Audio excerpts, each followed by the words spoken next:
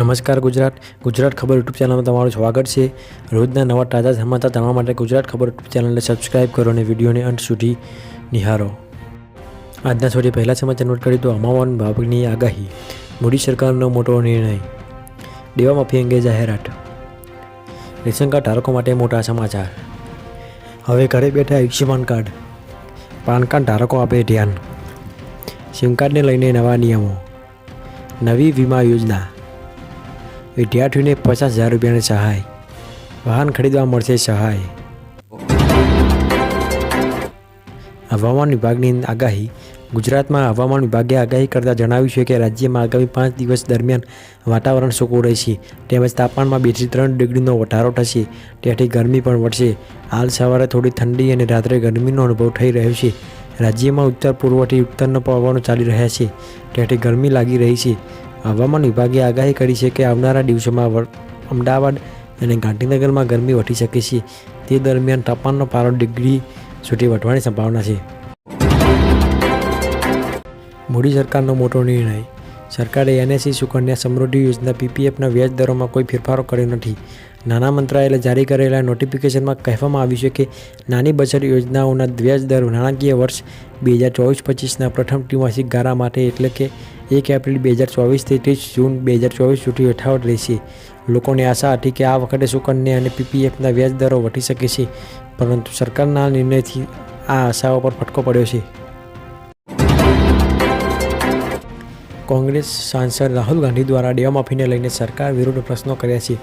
મોદી સરકારને કહી દીધું છે કે દિવસ રાત ચૂંટણીની ખેતી કરનારા મોદીએ છેલ્લા 10 વર્ષમાં માત્ર ખેડૂતો સાથે છેતરપિંડી કરી છે, જેના કારણે દેશમાં દરરોજ 30 ખેડૂતો દેવાના કારણે જીવ ગુમાવી રહ્યા છે, જેવું રાહુલ ગાંધી દ્વારા ટ્વિટર પર ટ્વીટ કરીને પોસ્ટ કરવામાં આવ્યું છે। આ વાતથી કહી શકાય કે જો રાજ્યમાં આવનારા સમયમાં કોંગ્રેસની સરકાર બનશે તો ખેડૂતો માટે દેવા માફીની જાહેરાત કરશે। અગાઉ પણ ચૂંટણી વખતે 2 લાખ સુધી દેવું માફ કરવાની કોંગ્રેસ પાર્ટીએ જાહેરાત કરી હતી।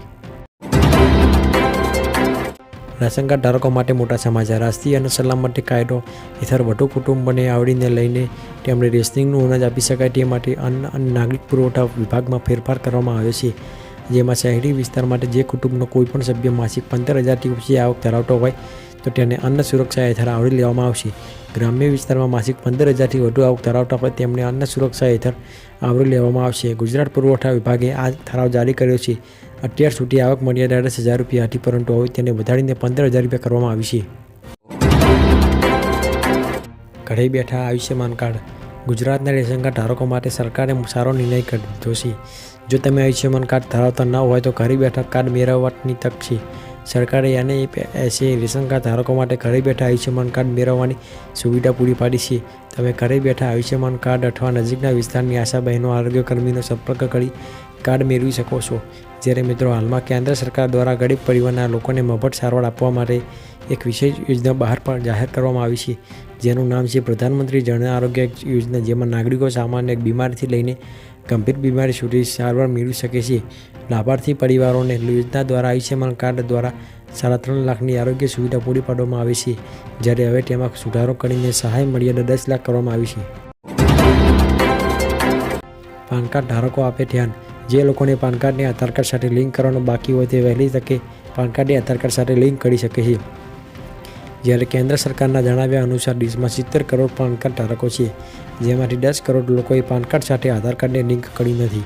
પણ જો આધાર અને પાન લિંક નહીં થાય તો તમે મોટી રકમના વ્યવહારો બેંકો દ્વારા કરી શકશો નહીં, સરકારી યોજનાઓનો લાભ પણ મેળવી શકશો નહીં, તેમજ ટેક્સ વિભાગ દ્વારા કોઈ રિફંડ આપવામાં આવશે નહીં। જો કે લાંબા સમયથી પાન અને આધાર લિંક નથી તો ગભરાશો નહીં।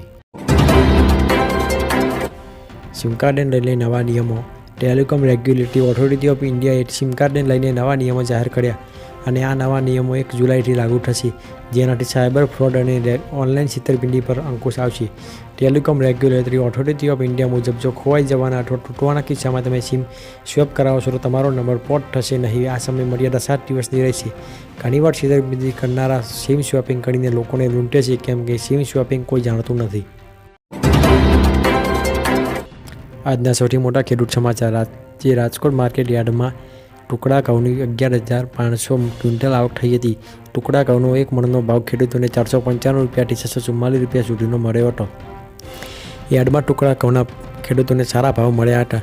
ટુકડા ઘઉંની સાથે લોકવણ ઘઉંની પણ આવક થઈ હતી. લોકવણ ઘઉંની 4,200 ક્વિન્ટલ આવક થઈ હતી, જે લોકવણ ઘઉંની એક મણનો ભાવ 478થી 541 મળ્યો હતો. યાર્ડમાં કપાસની 4,000 ક્વિન્ટલ આવક થઈ હતી, જેમાં એક મણ કપાસનો ખેડૂતોને 1,450 રૂપિયાથી 1,420 રૂપિયા સુધીનો ભાવ મળ્યો હતો.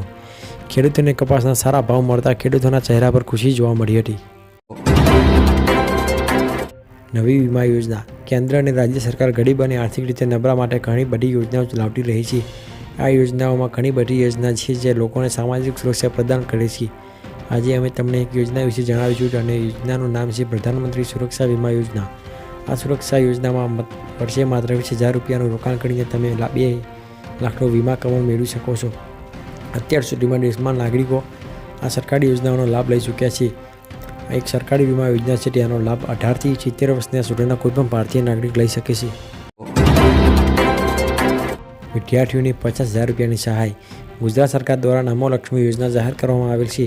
આ યોજના હેઠળ સરકારી, ખાનગી માધ્યમિક અને ઉચ્ચતર માધ્યમિક શાળામાં અભ્યાસ કરતા પાત્રતા ધરાવતા અંદાજે 10 લાખ વિદ્યાર્થીઓની ધોરણ 9 અને 10ની વાર્ષિક ₹10,000 તેમજ 11 ધોરણ અને 12 ધોરણ માટે વાર્ષિક ₹15,000 રૂપિયાની સહાય આપવામાં આવશે. આમ યોજના હેઠળ 12 સુધીનો અભ્યાસ પૂર્ણ કરવા કુલ 50,000 રૂપિયાની સહાય મળવાપાત્ર થશે. વાહન ખરીદવા મળશે સબસિડી. જોકે ઘણા ખેડૂતો માલ વાહક વિકલ્પ વાપરતા થયા છે, ત્યારે સરકાર દ્વારા કિસાન પરિવહન યોજના 2023 બહાર પાડવામાં આવી છે. આ યોજનામાં ગુજરાત સરકારે તમામ ખેડૂતો માટે નાના, સીમાંત, મહિલા, SC/ST ખેડૂતોને કુલ ખર્ચના 35% અથવા 75,000 રૂપિયા બેમાંથી જે ઓછું હોય તે, અને સામાન્ય અથવા અન્ય ખેડૂતો માટે કુલ ખર્ચના 25% અથવા 50,000 રૂપિયા બેમાંથી જે ઓછું હશે તે સબસિડી મળે છે.